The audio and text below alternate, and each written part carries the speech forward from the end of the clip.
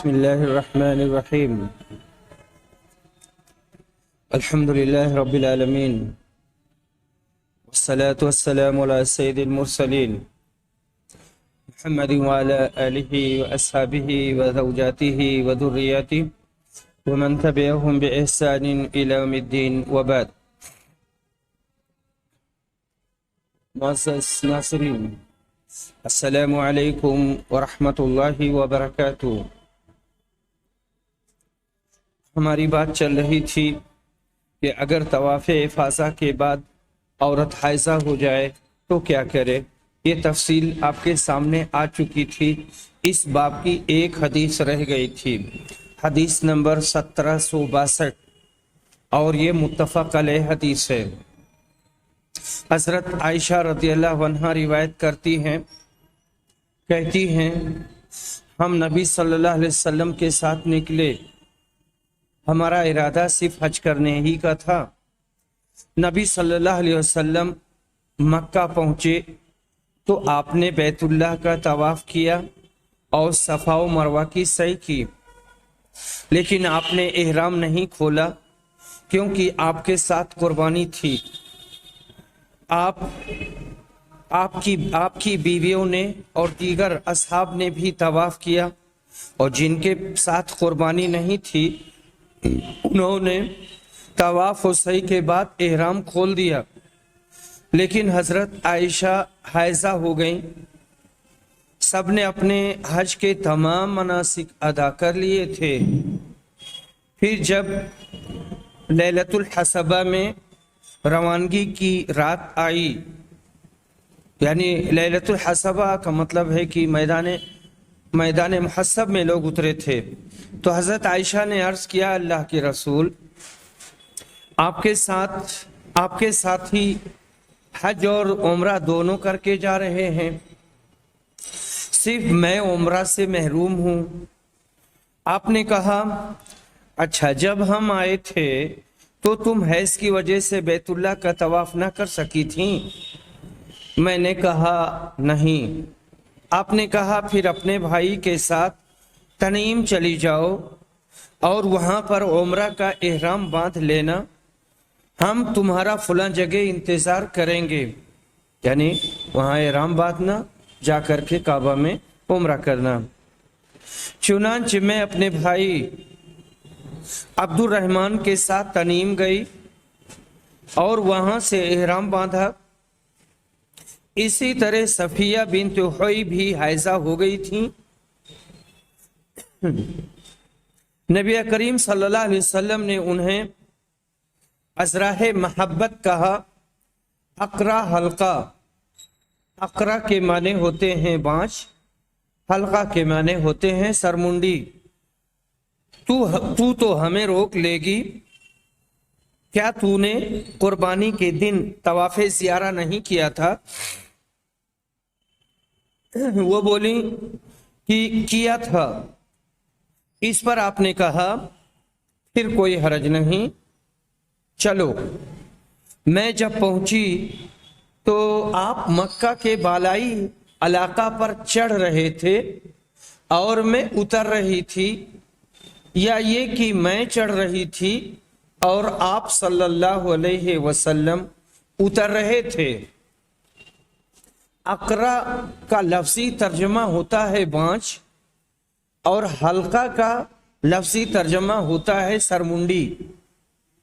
یہ الفاظ آپ نے محبت میں استعمال کیا تھا. معلوم ہوا کہ ایسے مواقع پر اس طرح کے لفظوں میں خطاب کرنا درست ہے اور جائز ہے.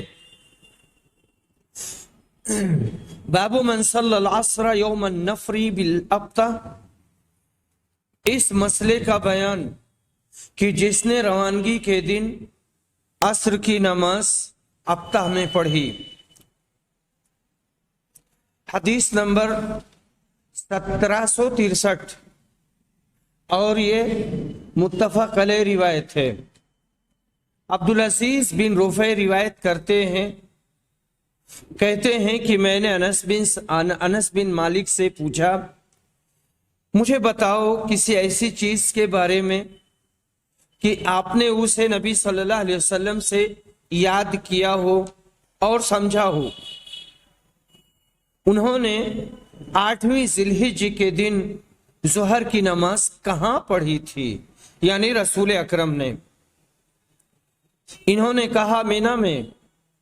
मैंने पूछा और रवानगी के दिन असर कहाँ पढ़ी थी।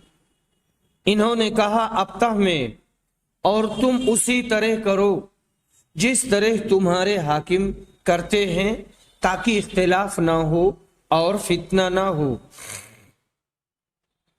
अनस बिन मालिक कहते हैं, रिवायत करते हैं कि जोहर, असर, मगरिब, ईशा नबी अकरम ने पढ़ी और थोड़ी देर के लिए मुहस्सब में सो रहे, फिर बैतुल्लाह की तरफ सवार होकर गए और तवाफ किया, और ये तवाफ तवाफुस ज़ियारा है। उसके बाद में हमारा जो मसला है वो ये कि वादी मुहस्सब का बयान। मुहस्सब एक खुला हुआ मैदान मक्का और मिना के दरमियान वाक़े है। इसको अबता, बतहा और खैफे बनी किनाना भी कहते हैं। हदीस नंबर 1765, और ये मुत्तफक अलैह रिवायत है। हजरत आयशा रदियल्लाहु अन्हा रिवायत करती हैं, कहती हैं कि नबी अकरम ने मिना से कूच करके मुहस्सब में आए थे और यहाँ उतरे थे ताकि आसानी के साथ मदीना को निकल जाएं, और आपकी मुराद अब्ताह में उतरने से थी। हदीस नंबर 1766, और ये भी मुत्तफक अलैह है। इब्ने अब्बास रज़ियल्लाहु अन्हु रिवायत करते हैं, कहते हैं तहसीब कोई चीज नहीं है, ये तो एक मंजिल है, यहाँ उतरना था आप उतरे। तहसीब का मतलब है वादी मुहस्सब में उतरना। तो मुहस्सब में उतरना या हज के किसी भी अरकान या किसी भी अमाल से इसका कोई ताल्लुक नहीं है, बस रसूल सल्लल्लाहु अलैहि वसल्लम उतरे थे। मुहस्सब में ठहरना कोई हज का रुकन नहीं, आप वहां आराम के लिए इस ख्याल से कि मदीना रवानगी वहां से आसान होगी ठहर गए थे। चुनांच असरैन व मगरिबैन आपने वहीं अदा की। असरैन यानी ज़ुहर और असर, मगरिबैन मगरिब और इशा। जब आप ठहरे तो ये ठहरना मुस्तहब हो गया, और आपके बाद हजरत अबू बकर और हजरत उमर भी वहां ठहरा करते थे।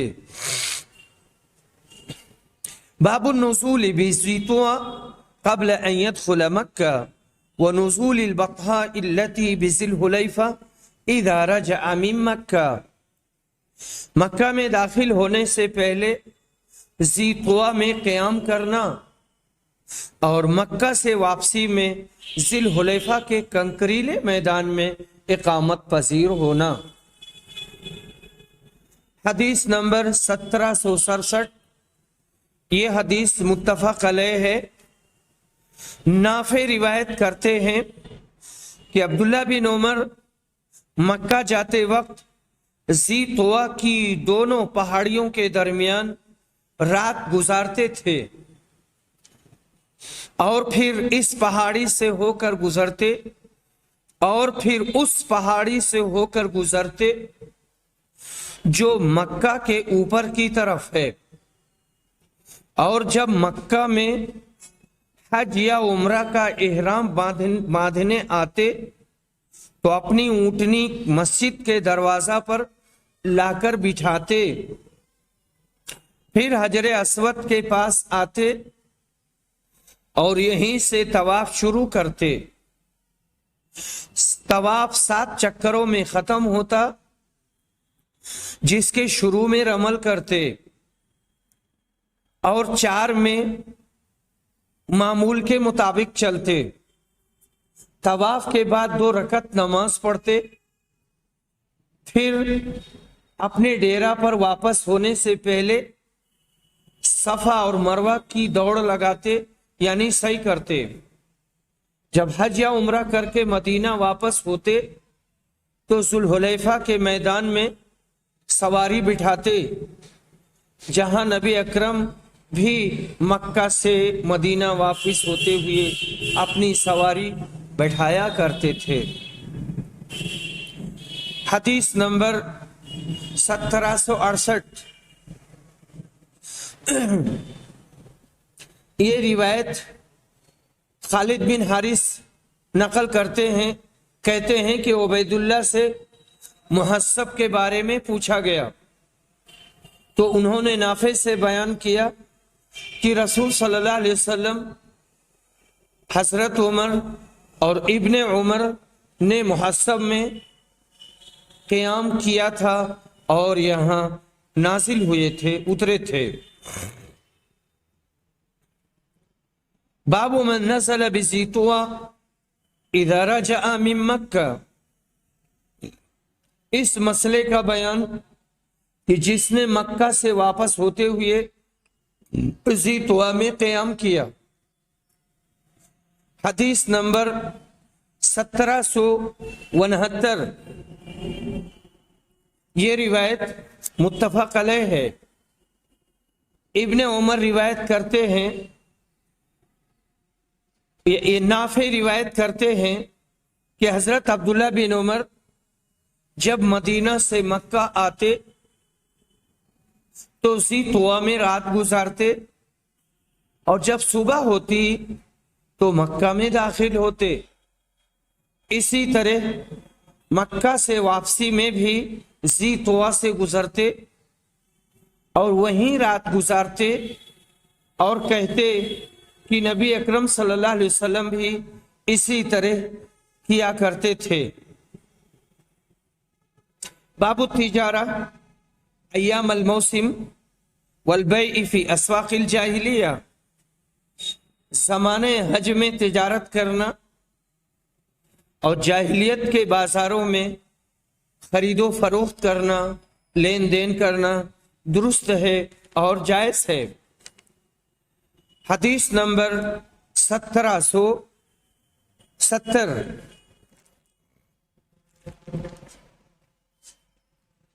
ابن عباس کہتے ہیں کہ ذوالمجاز، عکاظ عہد جاہلیت کے بازار تھے. جب اسلام آیا تو گویا لوگوں نے جاہلیت کے ان بازاروں میں لین دین کرنا اور خرید و فروخت کرنے کو برا خیال کیا.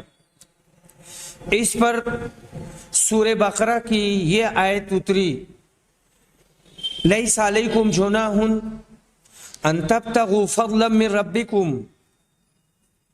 تمہارے لیے کوئی حرج نہیں کہ تم اپنے رب کے فضل کو تلاشو، یعنی حج کے زمانے میں خرید و فروخت کرو. جاہلیت کے زمانے میں 4 مشہور منڈیاں تھیں، عکاظ، ذوالمجاز، مجنہ اور حباشہ.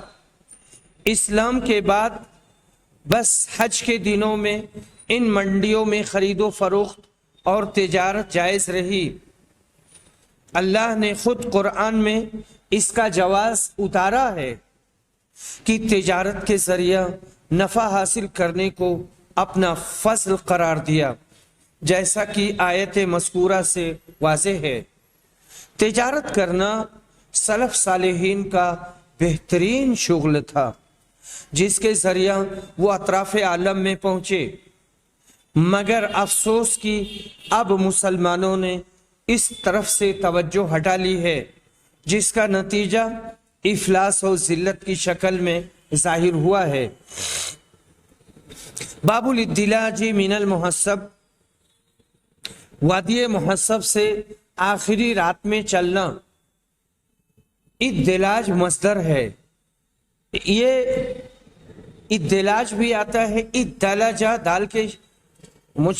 دال کی تشدید کے ساتھ ادلجا یا دلجو ادلاجن.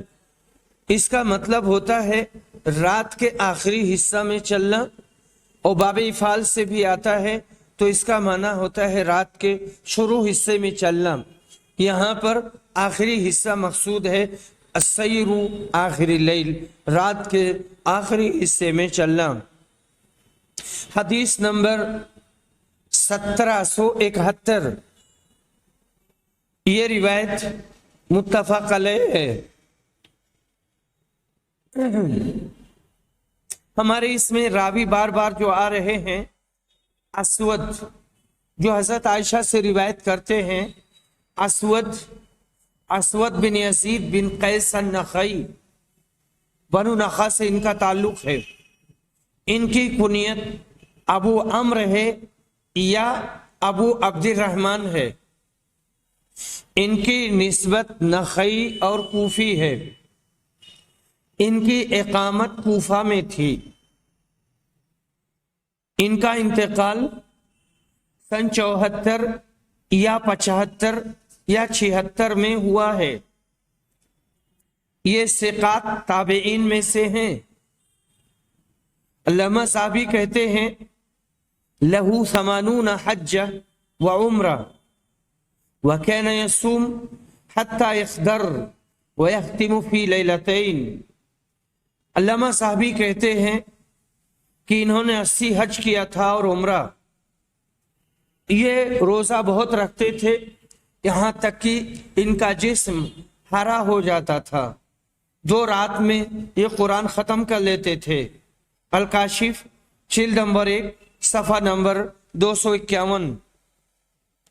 عائشہ رضی اللہ عنہ روایت کرتی ہیں، کہتی ہیں کہ مکہ سے روانہ ہونے والی رات میں صفیہ حائضہ ہو گئی تھیں۔ انہوں نے کہا کہ ایسا معلوم ہوتا ہے کہ میں ان لوگوں کے روکنے کا سبب بن جاؤں گی۔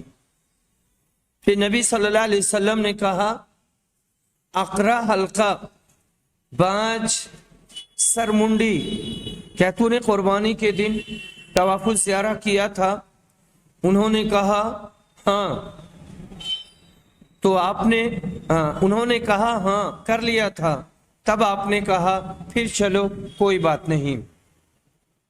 اس کے بعد ہماری حدیث آ رہی ہے نمبر 1772۔ حضرت عائشہ رضی اللہ عنہ کہتی ہیں کہ ہم لوگ رسول صلی اللہ علیہ وسلم کے ساتھ حجۃ الوداع کے موقع پر مدینہ سے نکلے۔ ہماری زبانوں پر صرف حج کا ذکر تھا، صرف حج کرنے کا ارادہ تھا۔ جب ہم مکہ پہنچ گئے تو آپ نے ہمیں احرام کھول دینے کا حکم دیا، یعنی افعال عمرہ کے بعد، یعنی عمرہ کا کام کرنے کے بعد جن کے ساتھ قربانی نہیں تھی اور جو قربانی کا جانور نہیں لائے تھے، روانگی کی رات صفیہ بنت ہوئی حائضہ ہو گئی۔ نبی اکرم نے ان سے کہا اقرا حلقہ، بانج، سرمنڈی، ایسا معلوم ہوتا ہے کہ تم ہمیں روک دو گی۔ آپ نے پوچھا کیا قربانی کے دن تم نے طواف الزیارہ نہیں کیا تھا؟ انہوں نے کہا کہ ہاں میں نے کیا تھا۔ اس پر آپ نے فرمایا کہ پھر چلو۔ عائشہ نے اپنے متعلق کہا کہ میں نے کہا اللہ کے رسول میں نے احرام نہیں کھولا۔ آپ صلی اللہ علیہ وسلم نے فرمایا کہ تم تنعیم سے عمرہ کا احرام باندھ لو اور عمرہ کر لو۔ چنانچہ عائشہ رضی اللہ عنہ کے ساتھ ان کے بھائی گئے۔ عائشہ نے فرمایا کہ ہم رات کے آخر میں واپس لوٹ رہے تھے کہ آپ سے ملاقات ہوئی۔ آپ نے فرمایا تھا کہ ہم تمہارا انتظار فلاں جگہ کریں گے۔ معلوم ہوا کہ محسب سے آخری رات میں کوچ کرنا مستحب ہے۔ اقرا کا لفظی ترجمہ بانج ہے اور حلقہ کا معنی ہوتا ہے سرمنڈی۔ آپ نے ازراہ محبت یہ لفظ استعمال کیا ہے، جیسا کہ کہہ دیتے ہیں سرمنڈی۔ یہ بول چال کا عام محاورہ ہے۔ یہ حدیث بھی بہت سے فوائد پر مشتمل ہے، خاص طور پر صنف نازک کے لیے رسول اکرم کے قلب مبارک میں کس قدر رافت، الفت اور محبت تھی، رحمت تھی کہ آپ نے ام المومنین حضرت عائشہ کی ذرا سی دل شکنی بھی گوارا نہیں کی، بلکہ ان کی دلجوئی کے لیے ان کو تنعیم جا کر وہاں سے عمرہ کا احرام باندھنے کا حکم فرمایا اور ان کے بھائی عبد الرحمن کو ساتھ میں کر دیا، جس سے ظاہر ہے کہ صنف نازک کو تنہا چھوڑنا مناسب نہیں ہے، بلکہ ان کے ساتھ بہرحال کوئی ذمہ دار نگراں ہونا ضروری ہے۔ ام المومنین حضرت صفیہ کے حائضہ ہو جانے کی خبر سن کر آپ نے ازراہ محبت ان کے لیے اقرا حلقہ کا لفظ استعمال کیا۔ اس سے بھی صنف نازک کے لیے آپ کی شفقت ٹپکتی ہے، نیز یہ بھی کہ مفتی حضرات کو اسوہ حسنہ کی پیروی ضروری ہے کہ حدود شرعیہ میں ہر ممکن نرمی اختیار کرنا رسول اکرم صلی اللہ علیہ وسلم کا اسوہ ہے اور نمونہ ہے۔ بسم اللہ الرحمن الرحیم۔ ابواب العمرہ، عمرہ کے مسائل کا بیان۔ باب وجوب العمرۃ وفضلها، عمرہ کا وجوب اور اس کی فضیلت کا بیان۔ حضرت عبداللہ بن عمر نے کہا کہ صاحب استطاعت پر حج اور عمرہ واجب ہے، اور ابن عباس نے کہا کہ کتاب اللہ میں عمرہ حج کے ساتھ آیا ہے۔ اللہ تعالیٰ نے فرمایا ہے وَأَتِمُّ الْحَجَّ وَالْعُمْرَةَ لِلَّهِ، اور پورا کرو حج اور عمرہ اللہ کے لیے۔ حدیث نمبر 1773، اور یہ حدیث متفق علیہ ہے۔ ابو ہریرہ رضی اللہ عنہ روایت کرتے ہیں رسول اکرم نے فرمایا ایک عمرہ کے بعد دوسرا عمرہ دونوں کے درمیان کے گناہوں کا کفارہ ہے، یعنی اس کو ختم کر دیتا ہے، اور حج مبرور کا بدلہ جنت کے علاوہ اور کچھ نہیں ہے۔ اللہ تعالیٰ نے قرآن مجید میں اور رسول اکرم نے اپنے کلام بلاغت نظام میں حج کے ساتھ عمرہ کا ذکر فرمایا ہے، جس سے عمرہ کا وجوب ثابت ہوا۔ یہی امام بخاری کا موقف ہے اور یہی بتانا چاہتے ہیں۔ آپ نے عمرہ کا وجوب آیت اور حدیث ہر دو سے ثابت کیا۔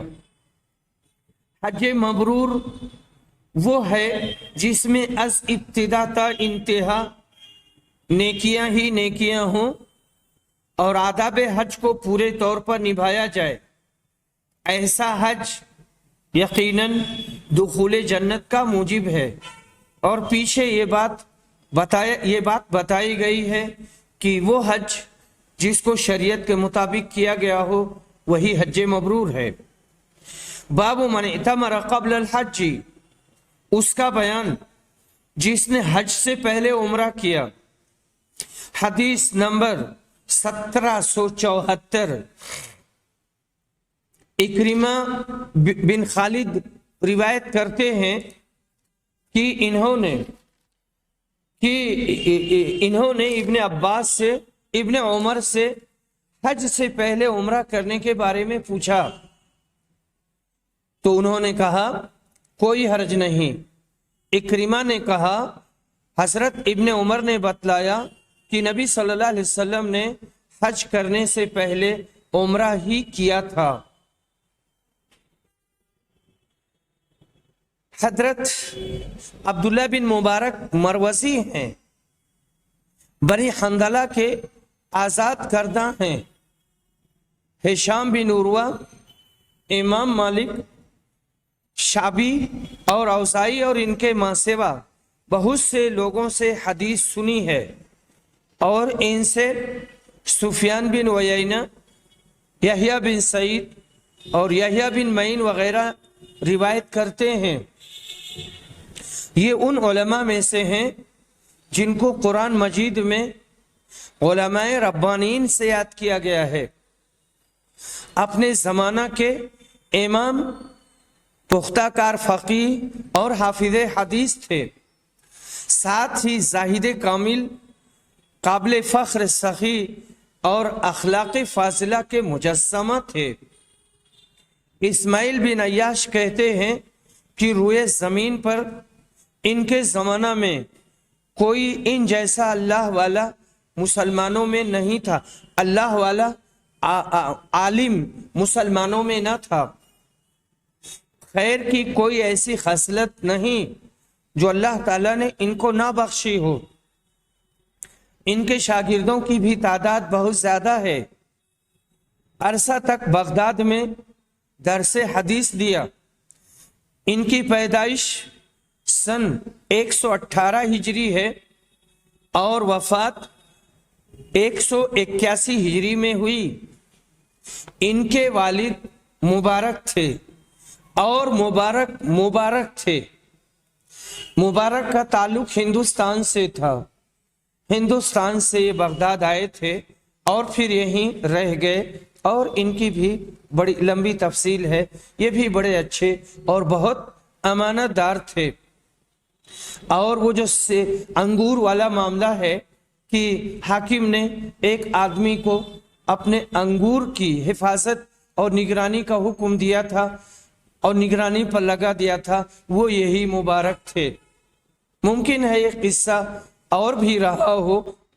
تو بادشاہ جب آیا تھا اور اس نے کہا تھا کہ انگور کاٹ کے لاؤ، لے کے آئے تو کھٹا نکلا، پھر لے کے آئے تو کھٹا نکلا، پھر لے کے آئے تو کھٹا نکلا، تو ان کی سرزنش ہوئی اور ان سے کہا گیا کہ آپ باغ میں رہتے ہو اور آپ کو پتہ نہیں ہے کہ کون میٹھا ہے اور کون کھٹا ہے۔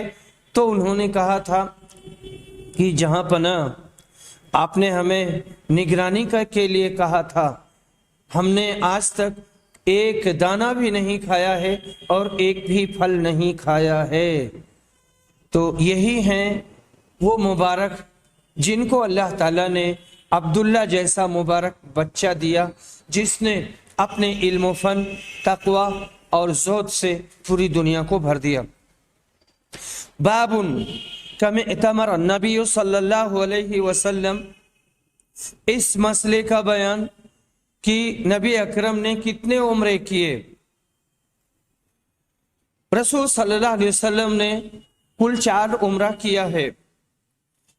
یہ ہماری روایت 1775 کی ہے، حدیث نمبر 1775، اور یہ متفق علیہ روایت ہے۔ منصور مجاہد سے روایت کرتے ہیں، یہ ہمارے جو مجاہد ہیں، یہ مجاہد بن جبر المکی ہیں، مجاہد بن جبر المکی الاسود، ابو الحجاج ان کی کنیت ہے، المقری المفسر، ان کے نسبت مکی قریشی ہے، مکہ میں یہ اقامت پذیر تھے۔ ان کی وفات 101 یا 102 یا 103 یا 104 میں ہوئی ہے۔ ان کی پیدائش 21 ہجری کی تھی۔ مجاہد بن جبر المکی نے حضرت عائشہ سے سماع کیا ہے اور اکثر یہ حضرت عائشہ سے روایت کرتے۔ یہاں پر بھی روایت کر رہے ہیں کہ میں اور عروہ بن زبیر مسجد نبوی میں داخل ہوئے۔ وہاں عبداللہ بن عمر حضرت عائشہ کے کمرے میں بیٹھے ہوئے تھے۔ کچھ لوگ مسجد نبوی میں چاشت کی نماز پڑھ رہے تھے۔ انہوں نے کہا، ہم نے عبداللہ بن عمر سے ان لوگوں کی اس نماز کے متعلق پوچھا تو کہا کہ یہ بدعت ہے۔ پھر ان سے پوچھا کہ نبی اکرم صلی اللہ علیہ وسلم نے کتنے عمرے کیے تھے؟ انہوں نے کہا 4، ایک ان میں سے رجب میں تھا، لیکن ہم نے پسند نہیں کیا کہ ان کی اس بات کی تردید کریں۔ حضرت عبداللہ بن عمر کے نزدیک اشراق کی نماز سے متعلق معلومات نہ تھی، یعنی انہوں نے بدعت کہا ہے لیکن اس کے بارے میں انہیں معلومات نہ تھی، اس لیے انہوں نے اسے بدعت کہہ دیا، حالانکہ یہ نماز احادیث میں مذکور ہے، یا آپ نے اس نماز کو مسجد میں پڑھنا بدعت قرار دیا ہو، جیسا کہ ہر نماز گھر میں پڑھنے ہی سے متعلق ہے۔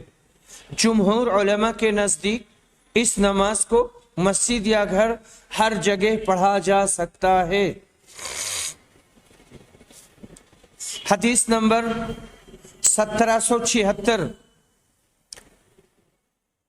مجاہد بیان کرتے ہیں کہ ہم نے ام المومنین عائشہ رضی اللہ عنہا کے کمرہ سے ان کے مسواک کرنے کی آواز سنی، تو عروہ نے پوچھا، اے امی جان، اے ام المومنین، ابو عبد الرحمن کی بات آپ سن رہی ہیں؟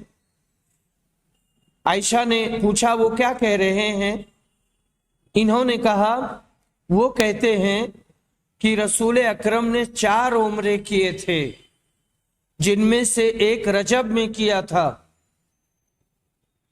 انہوں نے کہا اللہ ابو عبد الرحمن پر رحم کرے، نبی صلی اللہ علیہ وسلم نے تو کوئی عمرہ ایسا نہیں کیا جس میں وہ خود موجود نہ رہے ہوں، آپ نے رجب میں تو کبھی عمرہ ہی نہیں کیا، یعنی رجب میں آپ نے کوئی عمرہ نہیں کیا ہے۔ عمرہ نبوی کے بارے میں ماہ رجب کا ذکر صحیح نہیں، جیسا کہ حضرت عائشہ رضی اللہ عنہ نے اس کی تردید کی ہے اور اس کی تقلید کی ہے۔ آپ عروہ کی خالہ ہیں، اس لیے آپ نے ان کو یا اماں کہہ کر پکارا، اور خالہ یہ ماں کے درجے میں ہوتی ہے۔ حدیث نمبر 1777، یہاں پر بھی عروہ بن زبیر کہتے ہیں کہ میں نے عائشہ رضی اللہ عنہ سے پوچھا تو آپ نے کہا کہ رسول صلی اللہ علیہ وسلم نے رجب میں کوئی عمرہ نہیں کیا ہے، اور یہ روایت متفق علیہ ہے۔ 1778، یہ روایت بھی متفق علیہ ہے۔ قتادہ روایت کرتے ہیں، کہتے ہیں میں نے انس بن مالک سے پوچھا کہ نبی اکرم نے کتنے عمرے کیے تھے؟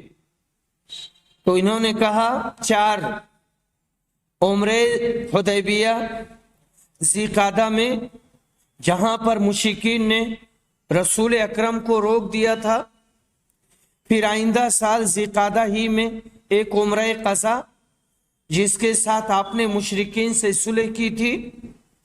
یہاں پر قضا کا مطلب قضا نہیں ہے وہ قضا جو عام طور سے سمجھا جاتا ہے کہ جیسے نماز چھوٹ گئی یا کوئی اور چیز چھوٹ گئی تو اس کی قضا کر لی گئی۔ قضا سے مراد صلح ہے، یعنی صلح والا عمرہ۔ اور تیسرا عمرہ جیرانہ، جس موقع پر آپ نے غنیمت غالباً حنین کی تقسیم کی تھی، اور چوتھا عمرہ جو آپ کے حج میں تھا۔ اور حضرت صلی اللہ علیہ وسلم نے حج کتنے کیے یہ پوچھا انہوں نے، تو آپ نے فرمایا 1۔ حدیث نمبر 1779، یہ روایت متفق علیہ ہے۔ قتادہ بن دعامہ سدوسی روایت کرتے ہیں، کہتے ہیں میں نے انس بن مالک سے پوچھا کہ نبی صلی اللہ علیہ وسلم نے کتنا عمرہ کیا تھا؟ نبی صلی اللہ علیہ وسلم نے ایک عمرہ وہاں کیا جہاں سے آپ کو مشرکین نے واپس کر دیا تھا، اور دوسرے سال اسی عمرہ حدیبیہ کی قضا تھی، یعنی صلح کے معاہدے کے مطابق، اور ایک عمرہ ذی قعدہ میں اور ایک عمرہ اپنے حج کے ساتھ کیا تھا۔ یہاں مطلب یہ ہوا کہ قتادہ بن دعامہ نے حضرت انس سے نبی صلی اللہ علیہ وسلم کے عمروں کے بارے میں پوچھا کہ آپ نے کتنے عمرے کیے تھے، تو انہوں نے بتایا۔ جن راویوں نے حدیبیہ میں آپ کے احرام کھولنے اور قربانی کرنے کو عمرہ قرار دیا، انہوں نے آپ کے 4 عمرے بیان کیے، اور جنہوں نے اسے عمرہ قرار نہیں دیا انہوں نے 3 عمرہ بیان کیا ہے، اور روایت میں اختلاف کی وجہ صرف یہی ہے، اور توجیحات کی بنا پر کسی بھی روایت کو غلط نہیں کہا جا سکتا۔ وآخر دعوانا ان الحمد للہ رب العالمین۔